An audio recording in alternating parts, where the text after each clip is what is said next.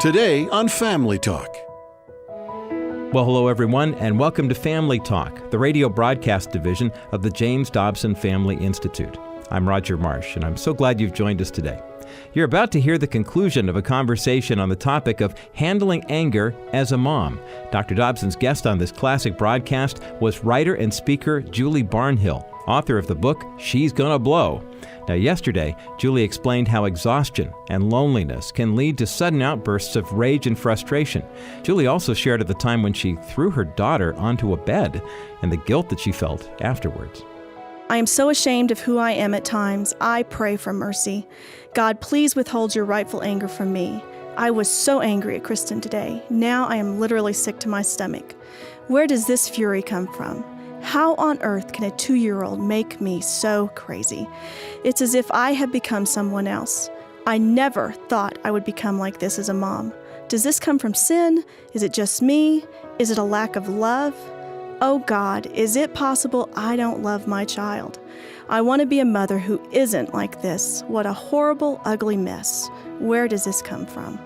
Well, that feeling of failure and regret haunts many parents following a breakdown with their kids. Well, today, Julie Barnhill and Dr. James Dobson will continue discussing the causes of emotional buildup and how anger connects to depression. They'll also explore the need for self-assessment and why parents must forgive themselves for past mistakes. Here now is the conclusion of their challenging conversation on this edition of Family Talk. Julie has written a wonderful book, and in fact, I just love the title. It's She's Gonna Blow, Real Help for Moms Dealing with Anger. It's already been immensely successful, and for good reason.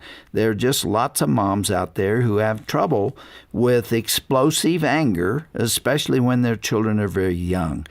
Julie has been very candid about her own struggles and what she's learned. She's a popular speaker and a former school teacher. She and her husband Rick live in Illinois, and they have 3 children. I was very involved in the interview with Julie, and the time did get away from us, so it's really good to have her back. I have dealt with so many families over the years, and this matter of anger is a pervasive problem. I talked about it in my first film series, and that was 1979. And just imagine a young mother with little children just pushing her all day long. And these kids are making messes, and they definitely do not want to do what the mother is telling them to do.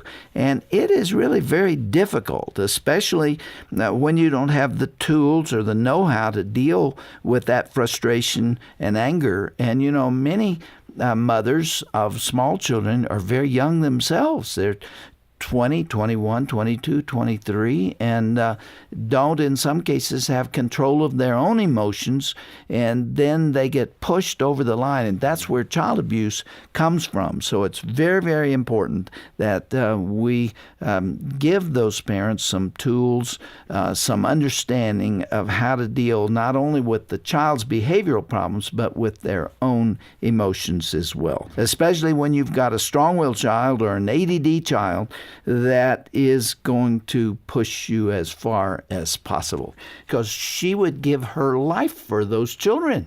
She would. She'd lay down her life for them. And yet she acts like that. And if she's a Christian mom, she certainly knows that she shouldn't be responding that way.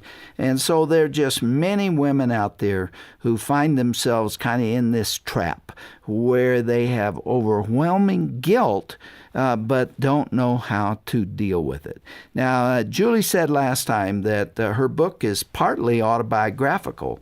She's been there, and she's had to deal with it personally, and that's why what she writes has such a ring of truth to it. Julie, you speak all over the country. You've been on national television repeatedly, and you're out there meeting people. You hear the affirmation that I'm talking about, don't you? Absolutely. I probably have 12 or 1,500 emails on my computer at home from moms. I get, on average, 2 to 3 a week. In your book, you talk about styles of blowing up, Yes. if you will, related to a volcano. Yes, Little Mount Mama. And 4 types of volcanoes. Yes. Describe them very quickly. Well, the first one, the Hawaiian, which is the Discovery Channel, the real pretty volcano that just slowly kind of Seas. right blubs over, and it doesn't look that dangerous, but it slowly just takes over the landscape, and it's black and crusty on the top, and underneath is this volatile lava. And that is nagging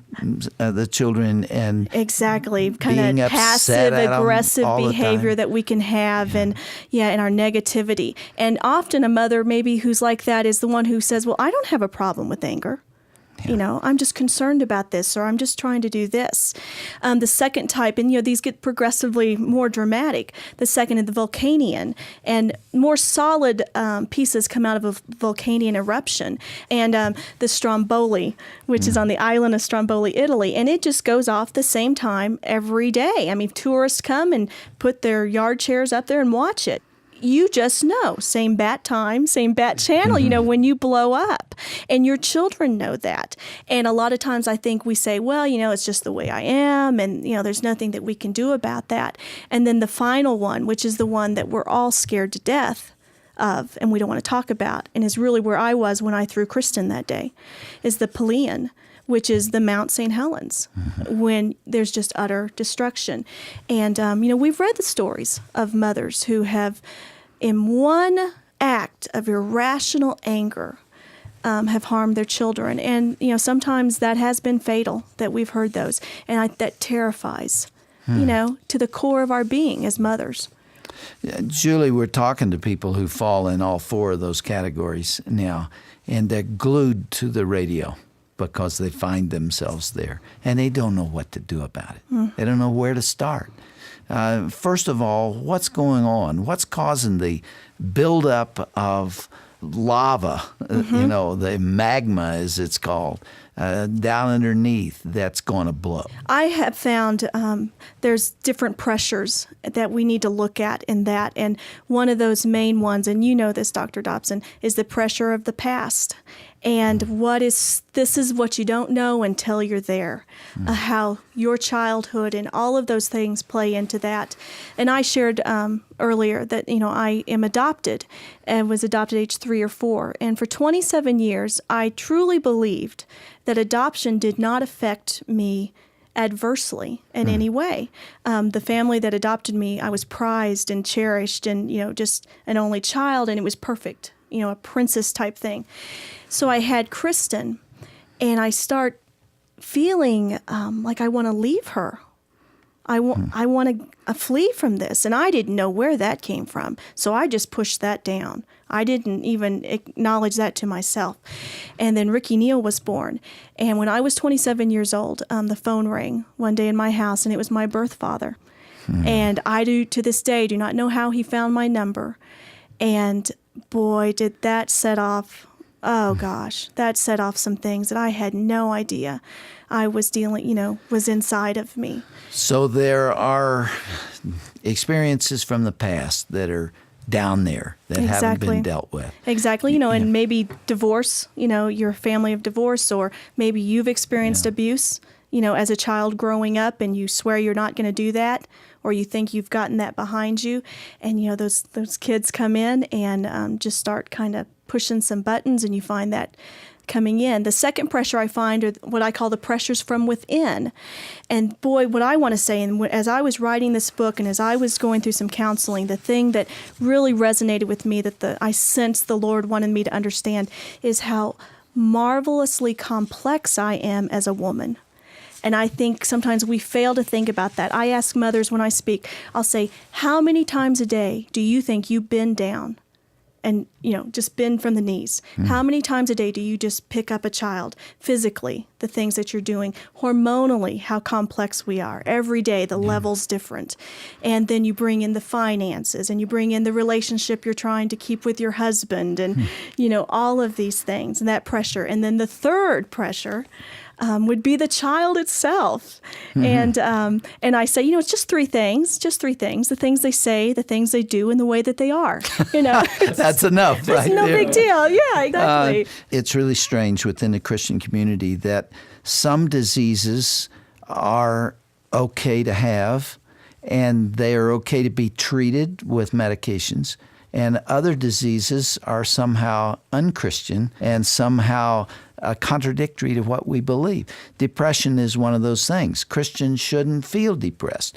Well, the truth of the matter is, as you said, Julie, we are very complex human beings, and if there are medications that help, as long as they're properly taken and properly supervised and not done to excess, and that they're right for that circumstance, it is no more wrong to take that medication than it would if you had an infection and you were taking an antibiotic. It's really kind of silly to think that this one's okay and that one's not. But I think the reason people stand and cheer is for that reason right there, because you're saying that I needed that, and somebody needed to tell me it was okay. That's exactly it. I've interviewed enough that sometimes people say, oh, Julie, these stories, is it really hard to tell these stories? And I said, God just gave me that gene where it's okay. I like to say what that woman has thought is unable to say. You are being helpful to people because you've allowed people to see the person inside. Right. And if you don't do that, you don't touch them at all. No, and what benefit are we? And this will speak of the grace. And I will say this to women, if we would just be grace-filled to one another.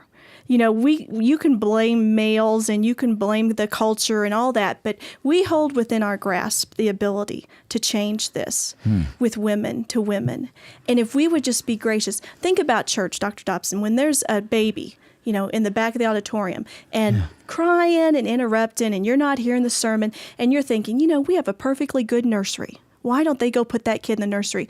And we will turn and crane our necks to see that child. And that mother knows every eye is on her. And also there's that message, why don't you have that kid in the nursery? Or if they're in here, why don't you make them behave? And I just say, Grace says, don't turn around.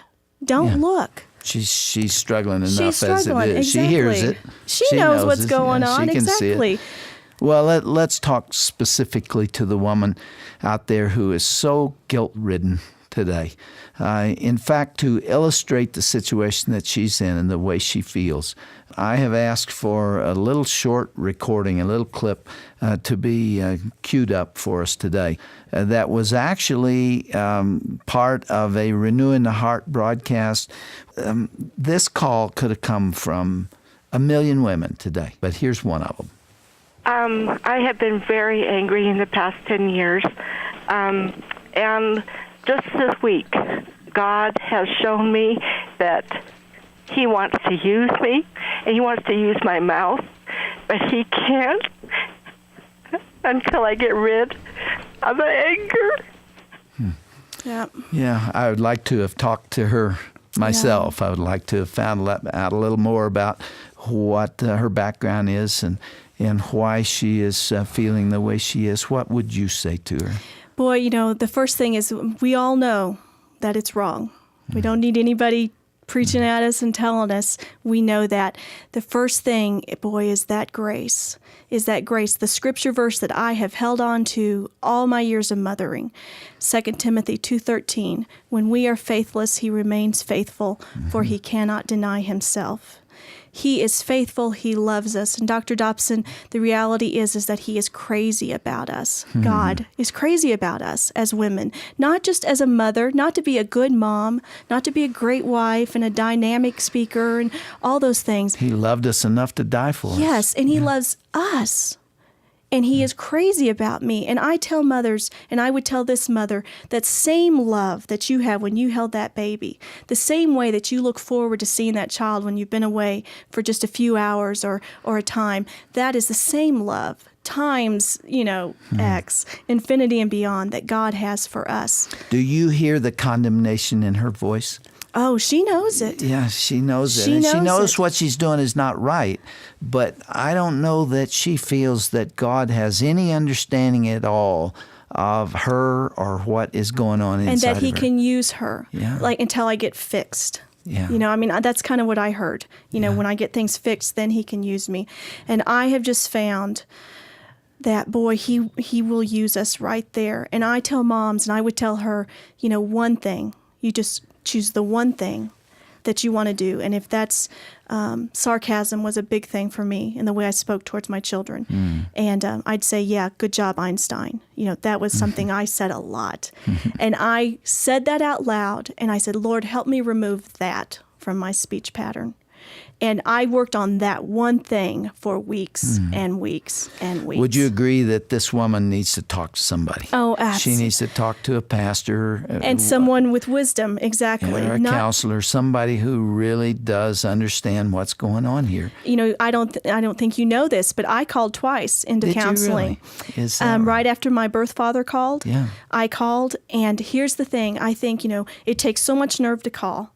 And then you think, okay, I need to get it all in within 45 seconds. I don't, what if they think I'm boring or this is stupid? And that counselor, and I think he talked to me over an hour. And I have his name somewhere because I record, in journal. And I spoke with him, and he simply gave me some hope. And then after you all aired a tape one time of Shirley's background with the alcoholism in her family, I called again, and that counselor said, Julie, you are a survivor of alcoholic parents.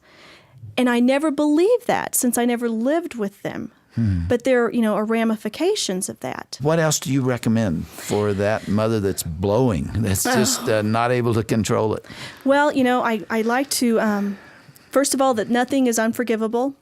So to start there and to go in prayer and say, God, you know how ugly it is, and I want forgiveness for this, and I want change for this, and give me a heart for my children. Another thing, I just, I like to talk to moms about let it go. The power of 3 words, let it go, because that's grace summarized. And there are schedules, that sometimes we are blowing it in anger in the minivan, I'm telling you, and in the church parking lot on Sunday morning. It's just unreal what can go on. And I say choose the best, let go of the rest. And here's the thing, though. What we're doing is usually all good things. But we really do have to choose the best thing. Because if I'm wigging out and I'm irritated and resenting my children because all I'm doing is chauffeuring them around and I'm losing my temper, what effect is that? And this is what we did. We cut back, and I homeschooled, actually. I mean, talk about a dramatic thing, but I wanted to have a heart for my children again. And I homeschooled. The first year was horrible, absolutely horrible. The second year was better. The third year was sublime. It was just wonderful. And it gave me a tenderness and a love for my children. We have cut back on the extra, activities. Guess what? If Joe Bob doesn't play soccer as a 4-year-old, it's not going to stun his professional career. And this isn't anything that you haven't had other people say and you haven't said. But it's kind of one of those, hello, and if that's part of the problem, then we have to do that. And I like to do proactive things that we can do with our children. One of the things I love to tell moms to do, ask them to do, is to play a game called I Love You More Than. And Patrick, my youngest, he was really pretty irritated that he didn't have any stories in this book. And he came to me as I was finishing up the manuscript, because I read it, to the kids and made sure everything was okay to print. And he had his arms crossed and he said, Mom, where are all my stories? And I said, well, Patrick, by the time you came along, I kind of had this thing going a little bit better. And he pouted and he looked at me, he goes, Mom, I love you more than pigs and ice cream. And then he just took off running. And Patrick and I have this running dialogue. I love you more than Pepsi. I love you more than chocolate chip cookie dough ice cream. I played the same game with my daughter, Really? And it was at the end of every day. It was at night, right before she went to sleep. And it got wider and wider and wider. Exactly. And the last thing was the first one to get to. I love you more than the whole universe. There wasn't anything else. Trumps that. Yeah, you can't do it. Let's recap. here, what we've got so far. First of all is spiritual help. You got to deal with your relationship with the Lord, because He's there and He cares and He will help in prayer.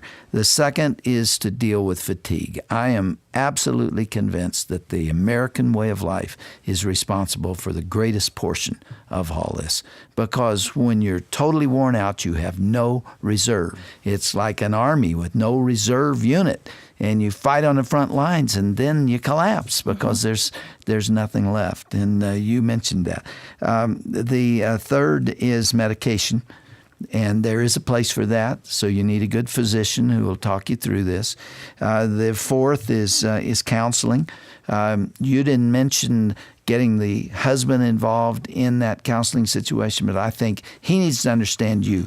He needs to know in a little more detail than you shared at the time what you were going through. Absolutely. Because he can be a resource for you if he's understanding and compassionate. So you might drag him along with you, and in fact, he may be the cause of some of the anger or the depression. So you need to work through that. And fifth, the matter of understanding. You know, we talked the first day about PMS. We talked about the complex chemistry of the body.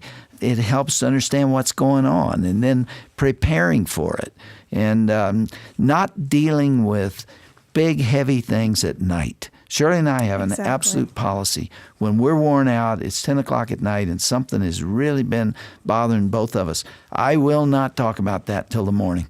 And so in the morning, we can deal with it. At night, it's a lot harder. There's some tips like that of things that you can learn. Anything else you want to suggest? Well, part of that last one is to know your child, to know their personality. And we study so many things, but do we study our children? And to parent accordingly. And you have said this, I've heard you say this, you cannot parent every child, the same way.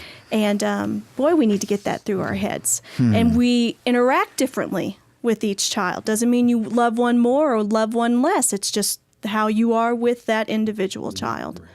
Julie, another very, very useful and practical and fun broadcast today. This is our second day. The name of the book is She's Gonna Blow, Real Help for Moms Dealing with Anger, Julie Barnhill. And a lot of people have endorsed or recommended this book. You are available to speak Absolutely. Around the country. Yes. That ought to wear you out. Yeah. You'll be depressed again.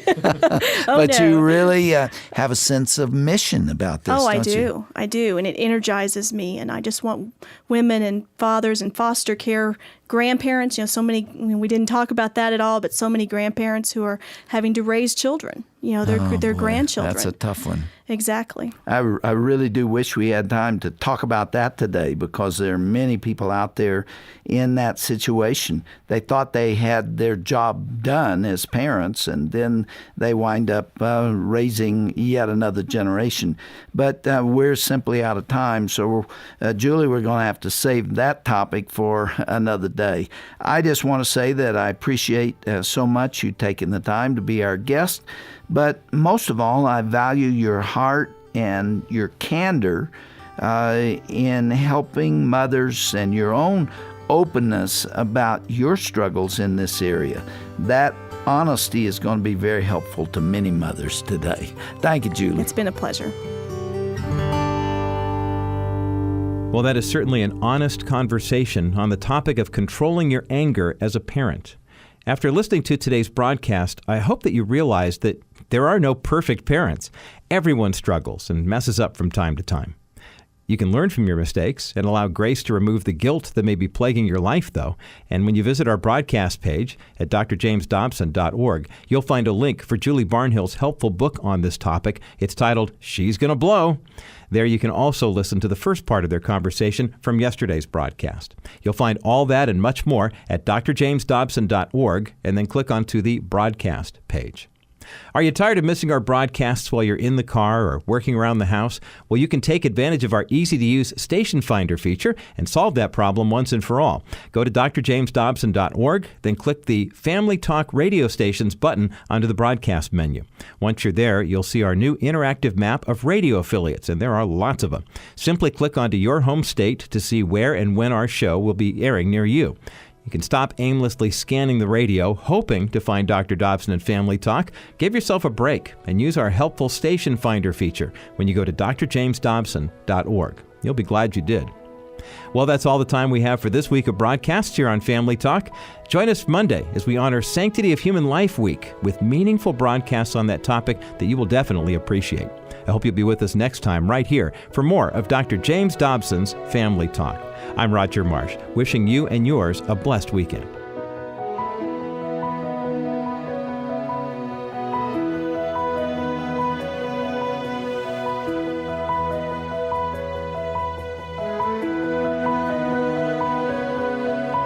This has been a presentation of the Dr. James Dobson Family Institute. Hi, this is Dr. Tim Clinton. Thanks for listening to Family Talk. You going through a tough time right now? Can't see your way out? You think there's no hope? We'd love to talk to you. I want you to know this. Dr. Dobson has been doing this for a long time, and he really cares about you so much that we'd love to talk to you right now. You can actually call us toll-free. Our number is 877-732-6825.